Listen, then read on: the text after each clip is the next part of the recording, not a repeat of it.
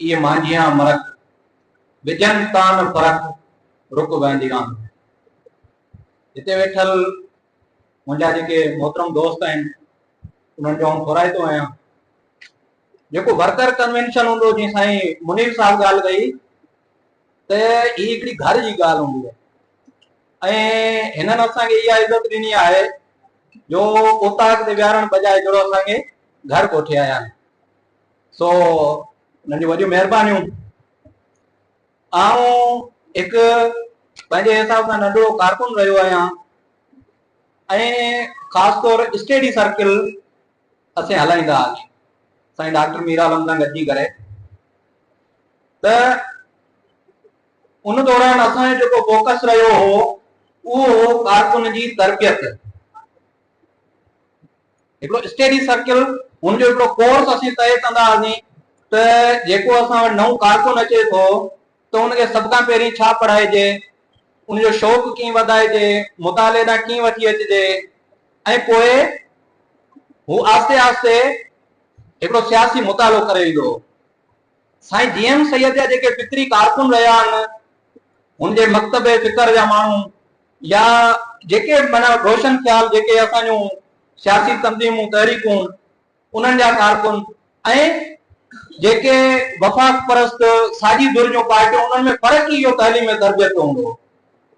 तव्हां जेके वॾियूं पार्टियूं आहिनि, जेके वॾा वॾा वोट खणनि थियूं, उन्हनि जे कारकुननि खे तव्हां ॿाह मां झले पुछो त भई पार्टी जो आइन छा आहे, मंशूर छा आहे, तव्हां करण छा था चाहियो, तव्हांजो विजन मिशन छा आहे, उन्हनि खे का ख़बर कोन हूंदी। पर साईं जीएम सैयद जे मकतबे फिकर जो जेको कारकुन हूंदो हो या आहे, उनखे घटि में घटि इहा ख़बर हूंदी आहे त हू करण छा थो चाहे ऐं हुन उहो करण जे लाइ हुन वटि हिकमत अमली कहिड़ी आहे, हुनजे मंशूर जा नुक़्ता कहिड़ा आहिनि, मंशूर छा आहे, हुनजो पार्टी जो आइन छा आहे, सदर जो कमु छा आहे, जनरल सेक्रेटरी जो कमु छा आहे, खज़ानची छा करे। त इहो हिकिड़ी तरबियत हूंदी आहे जेको कारकुन खे मेच्योर करे थी। उन सां गॾोगॾु हिकिड़ो त उहो टाइम हो जंहिंमें अख़बार पढ़ंदा हुआसीं। अख़बार में हिकिड़ो माना हिकिड़ो रिटन हिकिड़ो प्रूफ हूंदो हो त भई ही ख़बर ही आहे। पर हाणे उहो अख़बार पढ़ण जो रवाज वियो हलियो। कालम पढ़ंदा हुआसीं, पुठियां जेको हो उनमें सुठो मुतालो थी वेंदो।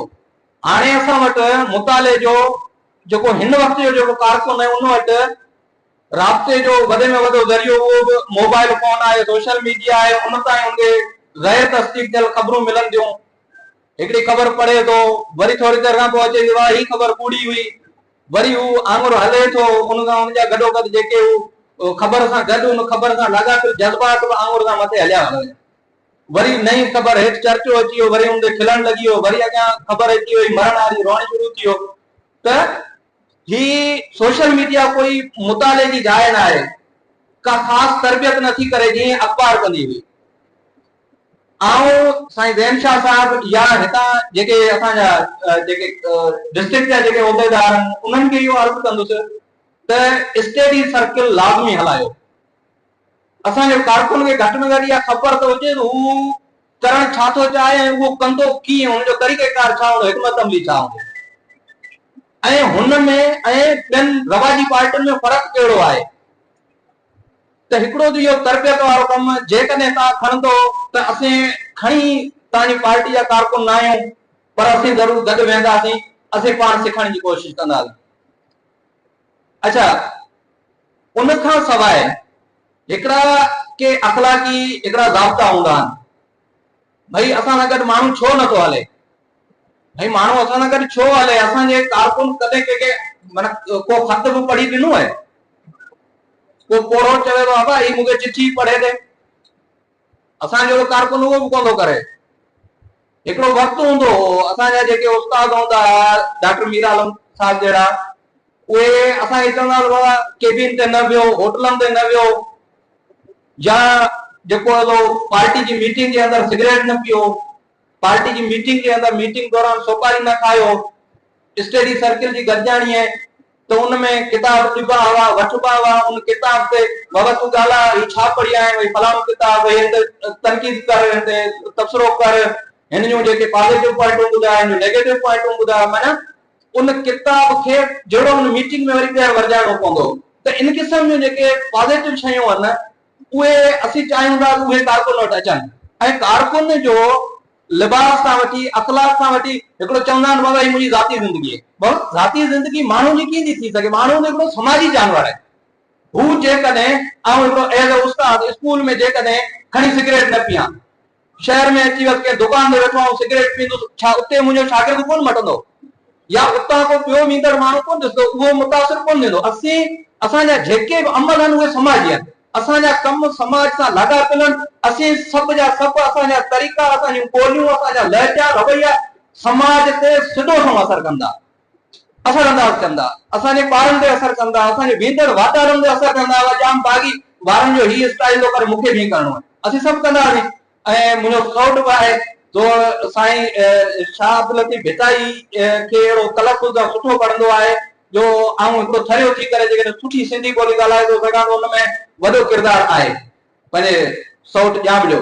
त माण्हू जी ज़िंदगी समाजी ज़िंदगी असर अंदाज़ थिए थी। सियासी कारकुन त अञा वधीक असर अंदाज़ थिए थो।